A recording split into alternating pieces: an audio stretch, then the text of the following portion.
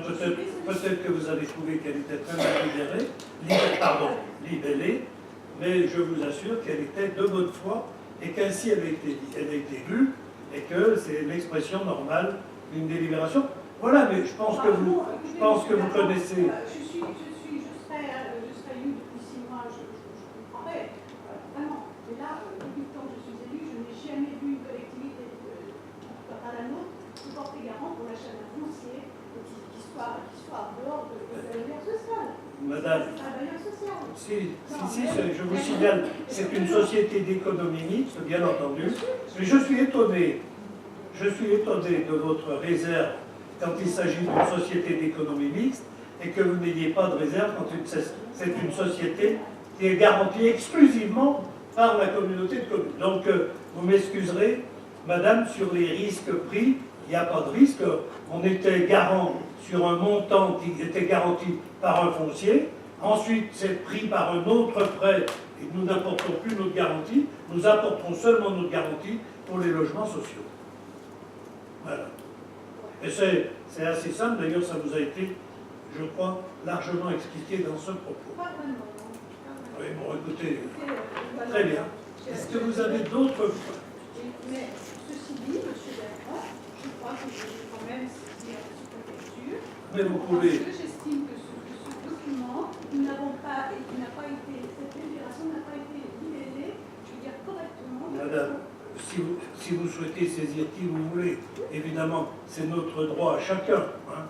Donc vous le faites. En plus de ça, si ça pouvait remettre en cause éventuellement cette vente, parce que pourquoi pas. Non, mais attendez, je pense, madame, je pense. C'est du privé, simplement. Non, mais madame, si ça pouvait remettre en cause cette vente et qu'ensuite il y ait une estimation des domaines et qu'on revienne effectivement à un prix cohérent et normal sur le secteur, je serais d'accord. Mais vous savez, le prix cohérent et normal, monsieur Bertrand, j'aimerais quand même vous rappeler que le Porte de France Nord, la commune l'a acheté 12 € et revendu 350 € à Saint-Goda. Mais madame, on a fait pour 4 millions de travaux.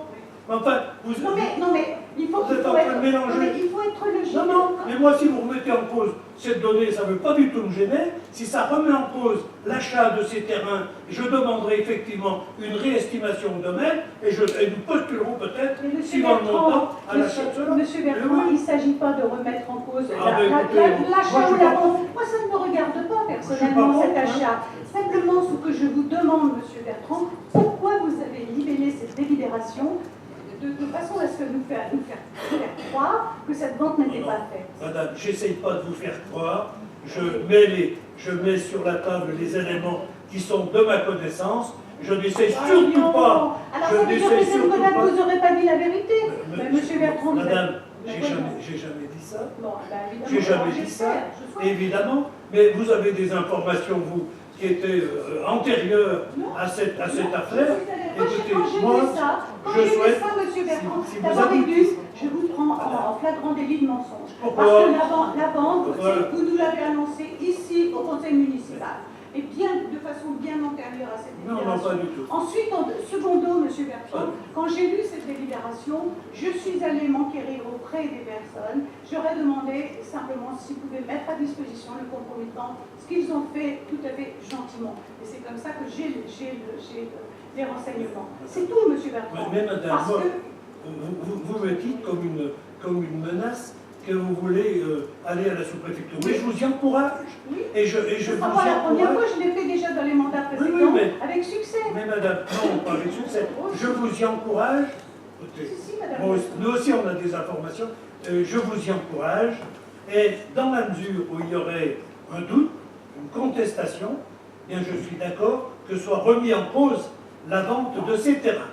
Puisque, effectivement... Pourquoi est-ce qu'on remettrait en cause quelque chose qui est totalement légal? C'est ridicule. Ce que vous dites, c'est que la garantie de la commune sur cette donnée-là ne vous apparaît pas claire. Eh bien, si, elle est claire. Oui. Elle est claire. Donc, nous, si effectivement ces terrains demain revenaient sur le marché, on demanderait une réévaluation, on verrait les choses. De toute façon, ça c'est du blabla, c'est ridicule. Oui, madame, c'est ce que vous savez faire, c'est ce que vous savez faire comme seule action positive. Très bien. Est-ce que vous avez d'autres questions? Si vous n'avez pas d'autres questions, au premier conseil municipal de l'année, je vous remercie et je vous invite à partager, si vous souhaitez, un verre à la galette des rois. Pardon. Voilà. Très bien, merci. Très bien, mesdames et messieurs, je vous souhaite bien sûr le bonsoir, mais aussi une bonne année, et surtout une bonne santé, on en a tous besoin, et aussi un bon travail, évidemment, au service de la commune. Très bien, je commence le conseil municipal, j'ouvre le séance du conseil municipal du 9 janvier. Fiche de présence et secrétaire de séance. Alors, Madame Penzo et Madame Faure, Madame Chenu.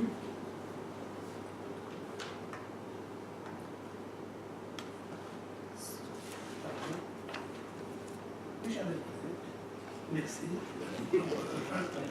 Sont présents Messieurs Bertrand, Madame Faure, Monsieur Patron, Madame Laurent, Monsieur Bouget, Madame Bucheguer, Monsieur Drivière, Monsieur Catrin, Monsieur Marco Cataneo a donné procuration à Monsieur Catrin, Madame Dassin, Kate Kautar a donné procuration à Madame Faure, Éric Giraud, Muriel Renu, Madame Labrousse a donné procuration à Monsieur Bertrand, Monsieur Massonnet, Madame Mullier, Monsieur Lutin, Madame Penzo, Madame Razol-Jatogo a donné procuration à Madame Dassin, Madame Régie, Monsieur Benoît a donné procuration à Madame Chenu, Madame Chenu du Rapport, Monsieur Dupré, Madame Galabru, Monsieur Gentil, Madame Monzat. Madame Bouclier, dans une réunion des nouveaux lycées, elle est supérieure à l'heure, c'est bien des garanties. Donc on verra tout à l'heure. Très bien. Le premier point de l'ordre du jour, c'est l'approbation du PV de la séance du 5 décembre. Nous n'avons eu aucune remarque. Si vous en êtes d'accord, nous passons au vote.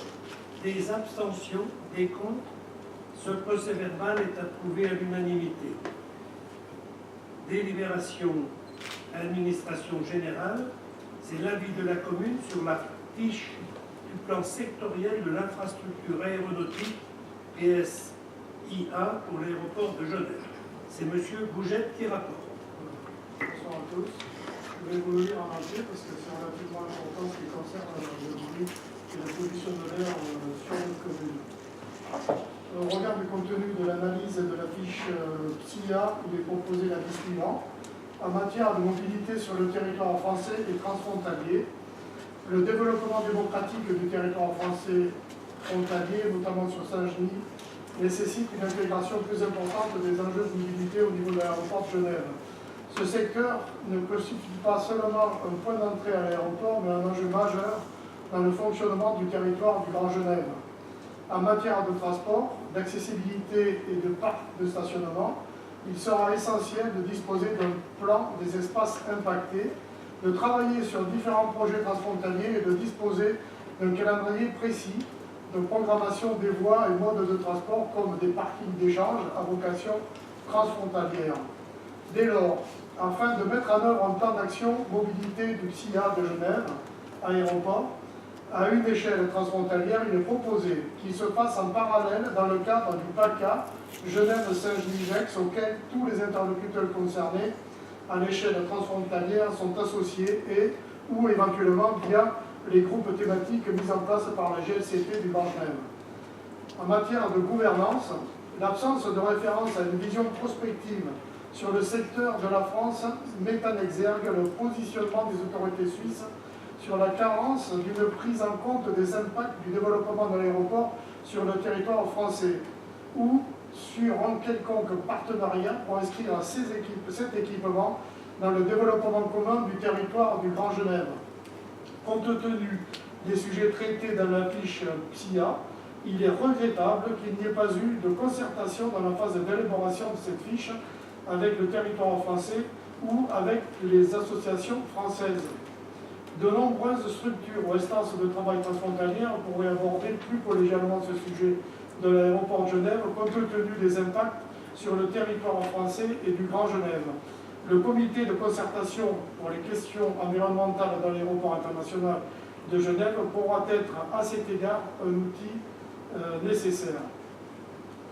En matière d'impact sur le territoire français des trajectoires des aéronefs décollant dans l'aéroport de Genève, il est souhaité que les autorités suisses compétentes, notamment l'Office fédéral de l'aviation civile, l'OFAC et le SkyGuide, établissent des objectifs chiffrés en matière de pollution de l'air et de limitation du bruit en lien direct avec l'activité aéroportuaire sur le territoire français. Il est de fait souhaité que des instruments de mesure du bruit et de la pollution de l'air soient disposés de part et d'autre de la frontière afin d'objectiver les ressentis puis d'en faire une communication transparente auprès des populations concernées. De plus, alors même que le canton de Genève ne souhaitait pas de vol de nuit, il n'y aura certes pas de décollage planifié au-delà de 22 heures, mais moult situations permettront de déroger à cette règle entre les vols des organisations internationales, des délégations internationales, de la congestion d'autres aéroports ou encore de la météo. Il est ainsi important d'obtenir que soit limitée en heure tardive la procédure Covid-23.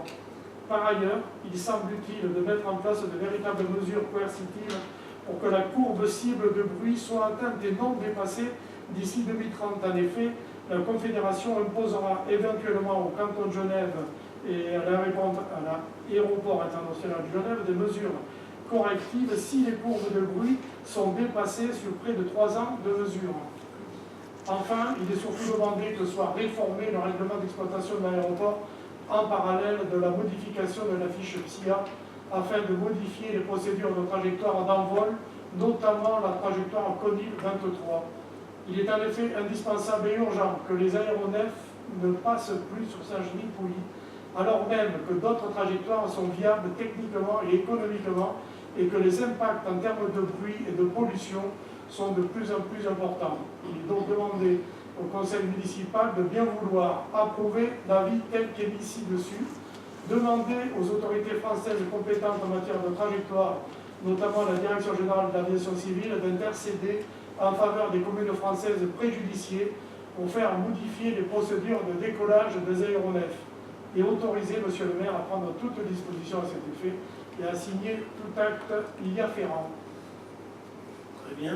Est-ce qu'il y a des questions? Oui, juste par curiosité, qu'est-ce que CONIL 23? C'est là, c'est cette route-là. C'est le trajectoire. Voilà, c'est la trajectoire. Très bien. S'il n'y a pas d'autres questions, nous pouvons passer au vote. Des abstentions, des contre. Cette délibération est approuvée à l'unanimité. Je pense que nous aurons à reparler effectivement de ces problèmes de survol de Saint-Genis et du Pays-de-Gex, parce que je crois qu'effectivement il y a une espèce, semble-t-il, un réveil de la part des associations à propos des inconvénients qui sont prévisibles. Donc nous aurons sans aucun doute d'autres manifestations à avoir à ce propos. Nous pouvons passer au point suivant, finances. Dépenses imputées en section d'investissement, c'est Madame Dassin qui raconte. Alors, les biens meubles, malgré leur caractère durable de moins de 500 € TTC, et qui ne figurent pas dans la liste définie par la circulaire interministérielle du 26 février 2002, ne sont pas imputables à la section investissement, sauf à délibérer sur une liste complémentaire. C'est pourquoi on vous propose de reconduire pour 2018 la liste qui avait été définie en 2012, en sachant qu'elle peut être éventuellement complétée en cours d'exercice par délibération. Bon, l'intérêt, c'est de récupérer la TVA sur ces biens, ces dépenses.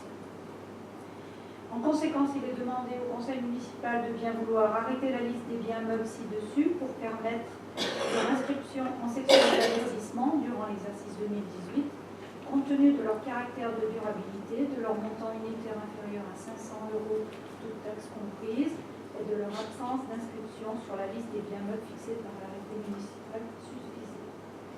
C'est l'arrêté ministériel.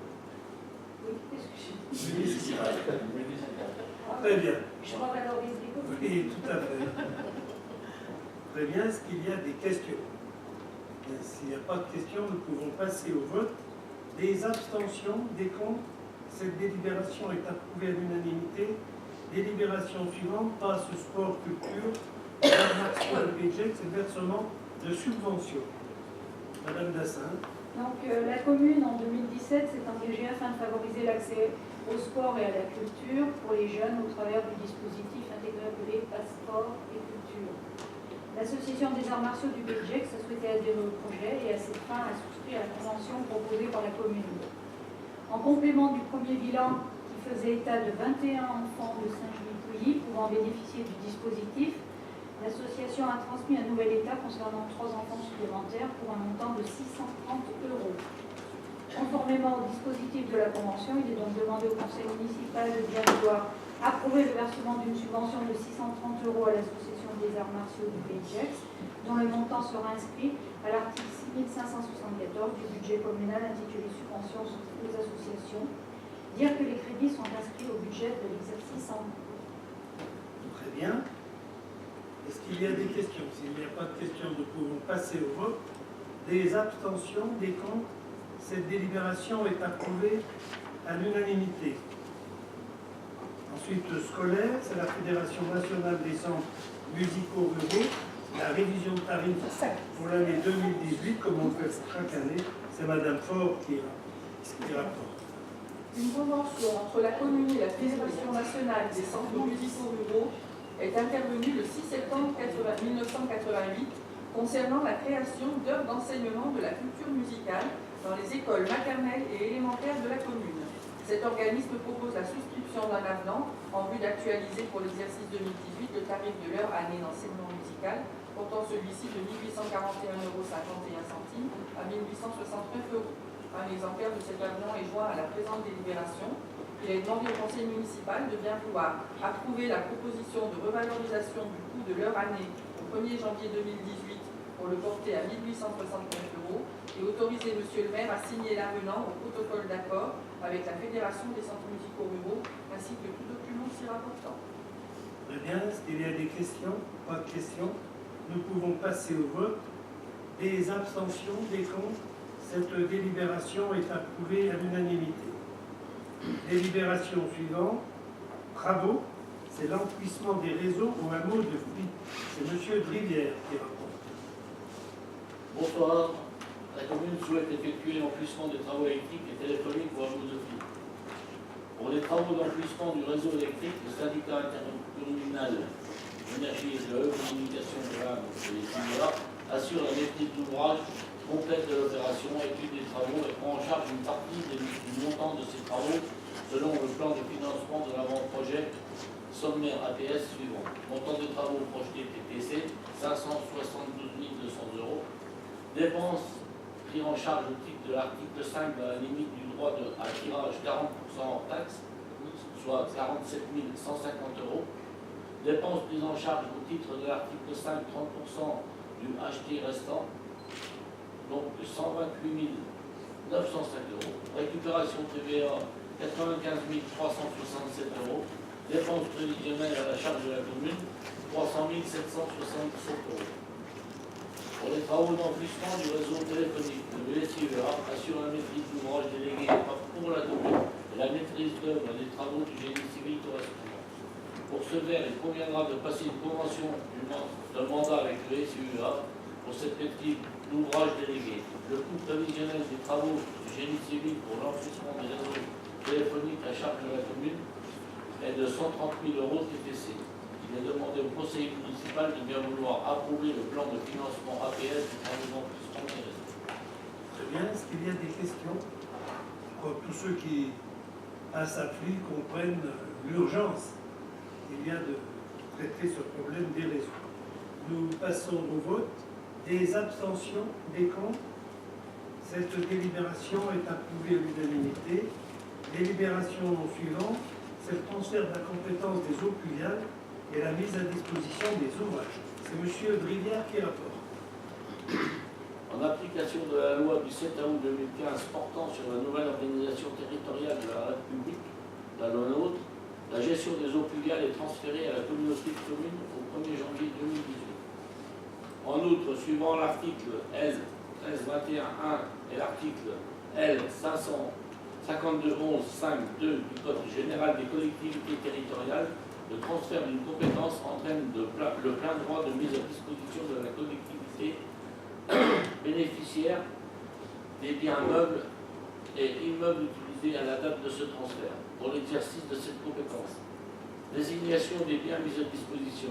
34,05 km de réseau d'eau pluviale, y compris grilles, regards et débourbeurs.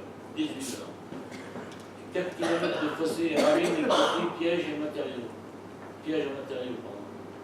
Ces quantités ont été estimées par le groupement d'études actifs publics SAFEJ itinéraire, droit public consultant et feront l'objet d'une actualisation dès lors que la prestation de levée du plan des réseaux d'eau pluviale sera terminée. Ce transfert contractualisé via un procès verbal de mise à disposition des ouvrages eau pluviale, réseaux, fossés et ouvrages de rétention est présenté en annexe. Il est demandé au conseil municipal de bien vouloir autoriser monsieur le maire à signer le procès verbal de mise à disposition des ouvrages eau pluviale. Très bien, s'il n'y a pas de questions, nous pouvons passer au vote. Des abstentions, des contre. Cette délibération est approuvée à l'unanimité. Urbanisme, changement de dénomination du chemin des Marais, situé à Prunières, en chemin des Peupliers. C'est M. Bougette qui rapporte. Il existe sur la commune deux voies qui ont la même dénomination. Il y en a une sur le hameau de Prunières et l'autre sur la zone de l'Alandon. Et aussi pour des raisons de sécurité ainsi que pour une meilleure orientation, notamment pour les secours et les services postaux, il est nécessaire de différencier ces voies. C'est pourquoi il est proposé de renommer le chemin des Marais situé à Prunières le chemin des Peupliers. Il est demandé au conseil municipal de bien vouloir approuver le changement de dénomination du chemin des Marais situé à Prunières en chemin des Peupliers. Je ne sais pas, pour ceux qui ont un petit peu de mémoire, c'était les peupliers du docteur Durand, qui ont été coupés, remblayés, mais on voit qu'il y a des repousses de peupliers un petit peu plus loin. Bon, il fallait essayer de trouver un nom en concordance avec ce qui se passait, donc voilà ce qui est proposé. Est-ce qu'il y a des remarques? Oui. Il y a beaucoup de gens qui habitent là-bas, chemin des Marais à Prunières. Oui, il y en a quelques-uns quand même, oui. Parce que tu as le lotissement, comment il s'appelle, le hameau d'Amandine, par exemple, tu vois, et tu en as quelques-unes à l'entrée, là, en face de la croix. Là aussi, tu as quelques habitations. Tu as un chemin qui conduit à 3 ou 4 maisons, aussi chez les fils du Crin, là, je ne me rappelle plus du nom autrement. Donc, tu vois, il y a quelques-uns, c'est eux qui sont.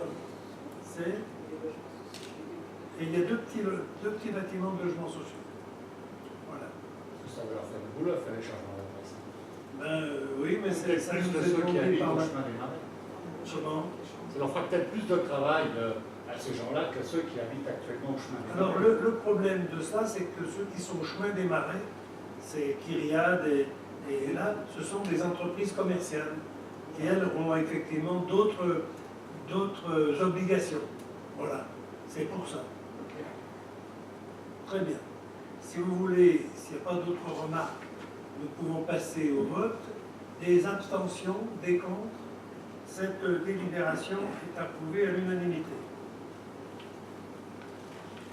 Politique de la ville, la Caisse d'allocation familiale, convention de partenariat pour l'accompagnement à la création d'une structure animation de la vie sociale sur les quartiers prioritaires de la politique de la ville. C'est Madame Laurent qui rapporte. Oui, bonsoir. La commune de Saint-Genis-Pouilly fait partie du dispositif de la politique de la ville à travers le quartier prioritaire Jacques Prévert. Un contrat de ville partenarial État, collectivité, bailleurs, association a été signé le 26 juin 2015 en vue de la mise en œuvre d'actions au bénéfice du quartier relatives à la cohésion sociale, au cadre de vie, à l'activité économique et à l'emploi. Afin de favoriser une meilleure intégration des familles dans leur environnement et de contribuer à la cohésion sociale du territoire de la commune, la mise en place d'une structure d'accompagnement à la vie sociale, AVS, est préconisée. C'est pourquoi la commune a travaillé aux côtés de la Caisse d'allocation familiale à la mise en place d'un partenariat qui permettrait de recruter une personne dans le cadre d'une mission de préfiguration de l'espace de vie sociale. Cette personne aura notamment en charge d'élaborer un projet social impliquant les habitants du quartier Jacques Prévert. Une convention dont le projet est joint à l'annexe précise les conditions de ce partenariat. Il est demandé au conseil municipal de bien vouloir approuver la convention de partenariat avec la CAF, l'accompagnement à la création d'une structure AVS sur les quartiers prioritaires de la politique de la ville, autoriser M. le maire à signer les dites conventions et à prendre toute disposition administrative afférente. Très bien. Est-ce qu'il y a des questions? Oui, je veux savoir cette convention est valable. Cette convention est valable à partir du 1er janvier 2018. 2018, mais Alors, il y a une erreur. 2017, c'est l'erreur. D'accord. Oui, voilà, oui, il y a une erreur de frappe. Donc, pour le moment, nous n'avons que la caisse d'allocation familiale qui respecte son engagement. Donc nous verrons, on verra comment les choses évoluent. Très bien. S'il y a d'autres questions, nous pouvons passer au vote. Des abstentions, des comptes. Cette délibération est approuvée à l'unanimité. Je me trompe en disant que la caisse d'allocation familiale, c'est ça? Ça, c'est bien 2017. Voilà. Ils l'ont transmis que maintenant. C'est donc rétroactif. Voilà. Très bien. Intercommunalité. Alors, c'est le rapport d'activité de l'année 2016 du SIEA. Donc, vous avez pu en prendre connaissance. Nous avons des collègues qui sont au SIEA. S'ils veulent intervenir, c'est volontiers. Pas de problème. Oui, monsieur Bougette non plus? Non. Simplement, nous pouvons... Il y a peut-être quelque chose pour le SIEA. Il était prévu de faire un syndicat mixte spécialiste pour la fibre optique et cet objectif a été n'est plus d'actualité. Maintenant, il n'y aura plus un syndicat mixte pour ça parce que le financement de la fibre optique pour le SIEA maintenant est un cofinancement région, département, donc aussi les communautés de communes, ainsi que, enfin, il y a pas mal de financement, donc maintenant c'est une gouvernance à une dizaine de personnes qui va s'occuper de ça et espérer gérer d'une façon plus correcte que cela a été jusqu'à maintenant. Alors, où on en est exactement, je n'ai pas toutes ces références. Je sais que le syndicat a été abandonné, et maintenant c'est le SIEA avec la région, avec le département et avec les collectivités intéressées du département qui s'occupent du budget. Bon, on peut émettre le vœu que ce soit moins la pagaille et que nous ayons plus de résultats. On peut émettre le vœu, oui. Hein, parce que bon, on sait qu'il y a une demande aussi auprès de la communauté de communes de financement, c'est-à-dire c'est toujours le système qui est défaillant qui va s'adresser aux impôts et que nous payons. Donc aujourd'hui, très honnêtement, c'est la récupération d'un passif, hein, je crois que c'est ça, en espérant qu'il y ait une action un peu plus active et positive. On l'a eu dans ces dernières années. Oui, tout à fait. C'est la récupération du passif, c'est faire payer. Il y a certaines collectivités veulent la fibre optique, on leur demande une participation beaucoup plus importante que ce qui normalement était prévu. Et comme ça permet de financer. C'est d'autres qui payent, mais c'est toujours. Et puis la rallonge qu'on avait demandé aux communes reste bien sûr d'actualité pour les années qui viennent. Et alors, hein, pourquoi s'en priver? Ça serait bien dommage. Une fois qu'on est habitué à payer ça, pourquoi s'arrêter? Voilà, très bien. Écoutez, nous prenons acte, nous ne votons pas, tant mieux d'ailleurs. Nous prenons acte du rapport d'activité de l'année 2016. Nous pouvons ensuite passer à la communauté de communes du Pays de Gex, la convention de délégation de compétences pour l'organisation d'un service de transport. Comme vous le savez, on organise un service de transport interne à la commune pour les personnes âgées. Donc maintenant, la compétence transport est reprise par la communauté de communes et évidemment, elle reprend notre petit service de transport de personnes âgées.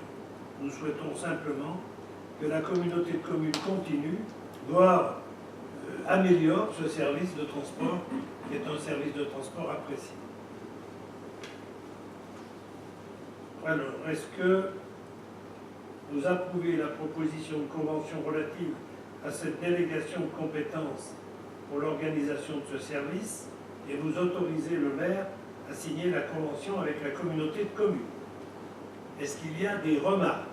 S'il n'y a pas de remarques, oui. C'est bon, on demande à la communauté de communes de reprendre cette... Non, on ne demande pas, elle est en droit d'exiger cela. Ok, alors on lui redonne ça et puis dit, on espère qu'elle va l'améliorer, mais elle ne va pas l'améliorer si ce n'est pas la commune qui lui demandera d'améliorer ça. Non, mais on n'a pas de problème. On n'a pas de problème de ce niveau-là. C'est nous qui continuerons à assumer le financement de ce service. Si on veut qu'il s'améliore, on discute avec la communauté de communes. C'est simplement une donnée aujourd'hui de responsabilité de la compétence. Mais il n'y a pas de, on n'a pas de litige, de discussion à ce propos. Est-ce qu'il y a d'autres questions, des remarques? Donc nous pouvons passer au vote. Des abstentions, des comptes. Cette délibération est approuvée à l'unanimité. Ensuite, il y a la mise en œuvre de la délégation au maire. Est-ce qu'il y a des questions? Vous avez normalement tous les éléments qui sont joints à ce compte rendu. Très bien. Alors, je voudrais vous donner comme information que nous aurons un conseil municipal le 23 janvier. Un conseil municipal extraordinaire au vu des marchés qui seront retenus pour la piscine. Donc nous devons faire approuver au conseil municipal. Je serai d'ailleurs présent à cette commission d'appel d'offres, c'est une commission très importante. Et nous aurons le lendemain, je crois que c'est le 22, hein, en vrai. Non, c'est une semaine, oui. C'est le 17. D'accord. Donc nous aurons le conseil. Ah oui, parce que nous faut les jours. Ok. Le 23, nous aurons donc un conseil municipal qui entérinera les choix qui auront été faits à la commission MAPA. À quelle heure? Le conseil, Oui. écoute, pardon, j'ai pas. On peut le fixer si vous voulez. Non, mais on peut là, on peut en changer l'heure, hein, si on le veut, parce que il ne va pas durer non plus, je pense. Hein. En général, ce sont les... Non, je ne sais pas, je vous propose, si vous voulez, on peut le faire à 19h, hein, s'il n'y a rien.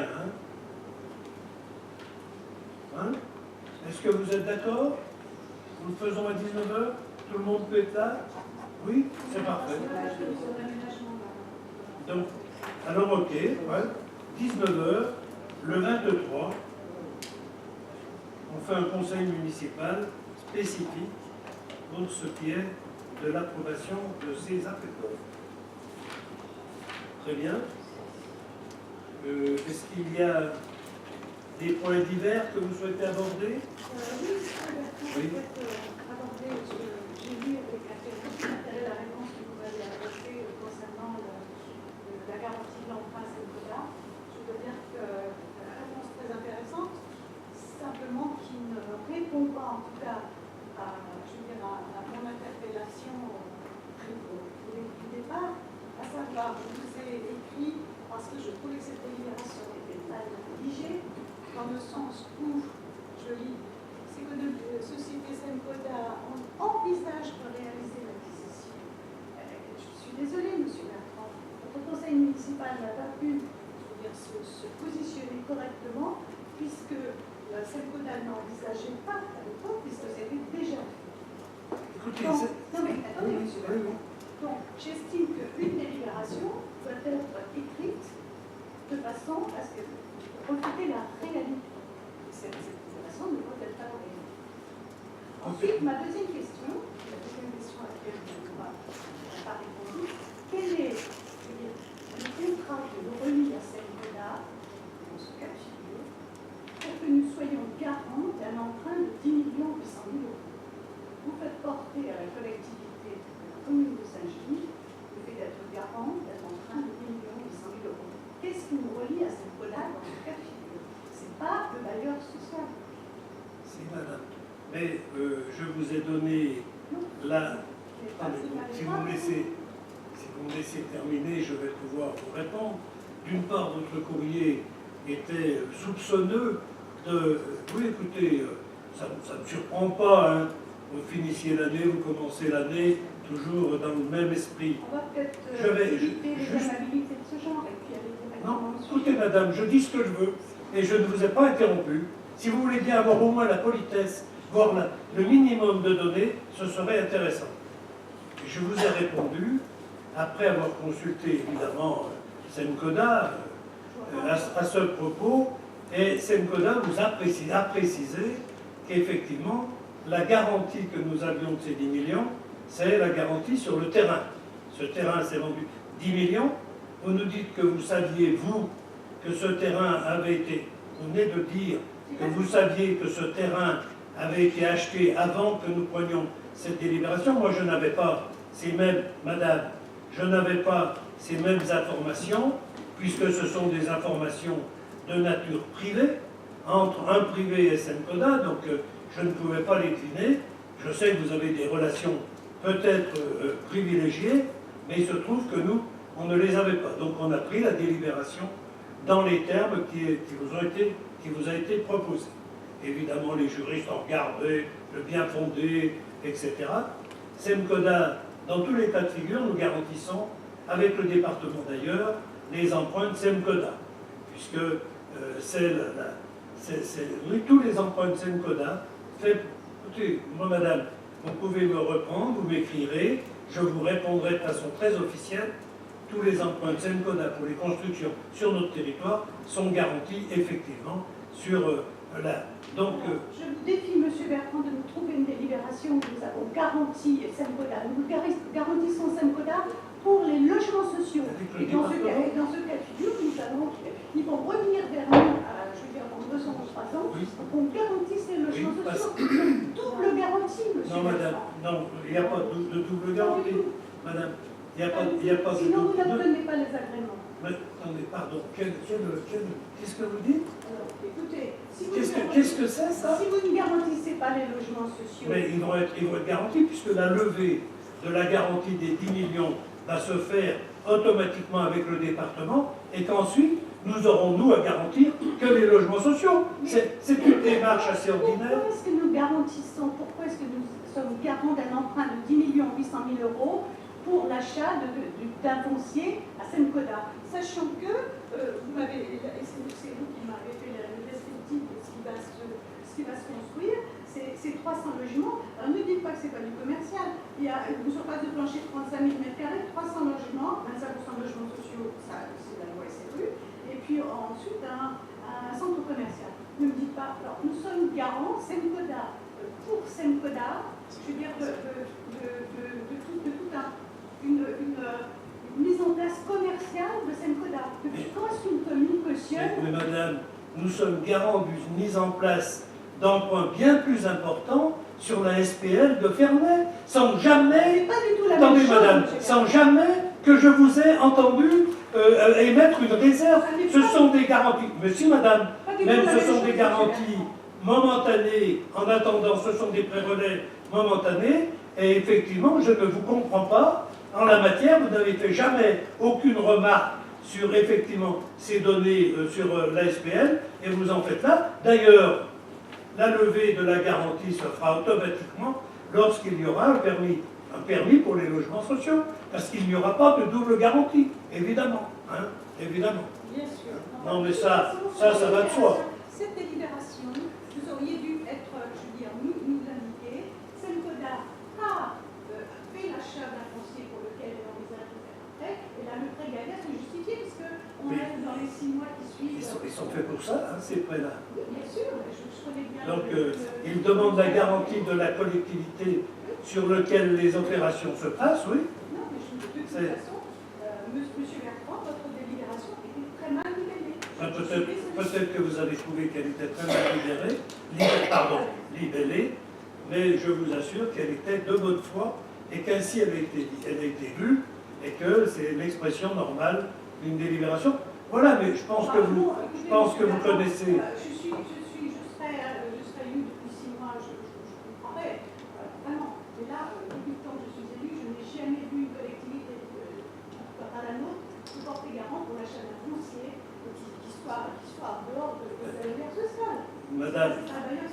je vous signale, c'est une société d'économie mixte, bien entendu. Mais je suis étonné de votre réserve quand il s'agit d'une société d'économie mixte et que vous n'ayez pas de réserve quand c'est une société qui est garantie exclusivement par la communauté de communes. Donc, vous m'excuserez, madame, sur les risques pris, il n'y a pas de risque. On était garant sur un montant qui était garanti par un foncier. Ensuite, c'est pris par un autre prêt et nous n'apportons plus notre garantie. Nous apporterons seulement notre garantie pour les logements sociaux. Voilà. Et c'est assez simple. D'ailleurs, ça vous a été, je crois, largement expliqué dans ce propos. Pas vraiment. Oui, bon, écoutez, très bien. Est-ce que vous avez d'autres points? Mais ceci dit, M. Bertrand, je crois que je vais quand même saisir la sous-préfecture. Mais vous pouvez. Parce que j'estime que ce document, nous n'avons pas, et qui n'a pas été, cette délibération n'a pas été libellée, je veux dire correctement. Madame, si vous souhaitez saisir qui vous voulez, évidemment, c'est notre droit à chacun. Hein. Donc vous le faites. En plus de ça, si ça pouvait remettre en cause éventuellement cette vente, parce que pourquoi pas? Non, mais attendez, je pense, madame, je pense. C'est du privé, simplement. Non, mais madame, si ça pouvait remettre en cause cette vente et qu'ensuite il y ait une estimation des domaines et qu'on revienne effectivement à un prix cohérent et normal sur le secteur, je serais d'accord. Mais vous savez, le prix cohérent et normal, monsieur Bertrand, j'aimerais quand même vous rappeler que le Porte de France Nord, vous l'avez, la commune l'a acheté 12 € et revendu 350 € à Saint-Goda. Mais madame, on a fait, là aussi, on a fait pour, on a fait pour 4 millions, on a fait pour 4 millions de travaux. Enfin, vous, non mais, il faut, vous êtes en train de mélanger. il faut être logique. Non, mais moi, si vous remettez en cause cette donnée, ça ne veut pas du tout me gêner. Si ça remet en cause l'achat de ces terrains, je demanderai effectivement une réestimation de domaine et nous postulerons peut-être, suivant le montant, à l'achat de cela. Monsieur Bertrand, il ne s'agit pas de remettre en cause moi, l'achat ou la vente. Moi, ça ne me regarde pas personnellement, cet achat. Simplement, ce que je vous demande, monsieur Bertrand, pourquoi vous avez libellé cette délibération de façon à ce que nous faire croire que cette vente n'était pas faite. Madame, j'essaye pas de vous faire croire. Je mets sur la table les éléments qui sont de ma connaissance. Je n'essaie surtout pas. Alors ça veut dire que vous n'aurez pas dit la vérité. Monsieur Bertrand, madame, j'ai jamais dit ça. Bon, j'ai jamais dit ça, évidemment. Mais vous avez des informations, vous, qui étaient antérieures à cette affaire. Écoutez, moi, je souhaite, monsieur Bertrand, si vous avez... je vous prends en flagrant délit de mensonge. Pourquoi? Parce que la vente, vous nous l'avez annoncée ici au conseil municipal. Et bien, de façon bien antérieure à cette délibération. Non, pas du tout. Ensuite, en secondo, monsieur Bertrand, quand j'ai lu cette délibération, je suis allée m'enquérir auprès des personnes. J'aurais demandé simplement s'ils pouvaient mettre à disposition le concomitant, ce qu'ils ont fait tout à fait gentiment. Et c'est comme ça que j'ai les renseignements. C'est tout, monsieur Bertrand. Mais madame, vous me dites comme une menace que vous voulez aller à la sous-préfecture. Mais je vous y encourage. Oui. Et je vous y encourage. La première fois, je l'ai fait déjà dans les mandats précédents, avec succès. Mais madame, non, pas avec succès. Je vous y encourage. Écoutez, bon, nous aussi, on a des informations. Je vous y encourage. Et dans la mesure où il y aurait un doute, une contestation, bien, je suis d'accord que soit remis en cause la vente de ces terrains. Puisque, effectivement... Pourquoi est-ce qu'on remettrait en cause quelque chose qui est totalement légal? C'est ridicule. Ce que vous dites, c'est que la garantie de la commune sur cette donnée-là ne vous apparaît pas claire. Eh bien, si, elle est claire. Oui. Elle est claire. Donc, nous, si effectivement ces terrains demain revenaient sur le marché, on demanderait une réévaluation, on verrait les choses. De toute façon, ça c'est du blabla, c'est ridicule. Oui, madame, c'est ce que vous savez faire, c'est ce que vous savez faire comme seule action positive. Très bien. Est-ce que vous avez d'autres questions? Si vous n'avez pas d'autres questions, au premier conseil municipal de l'année, je vous remercie.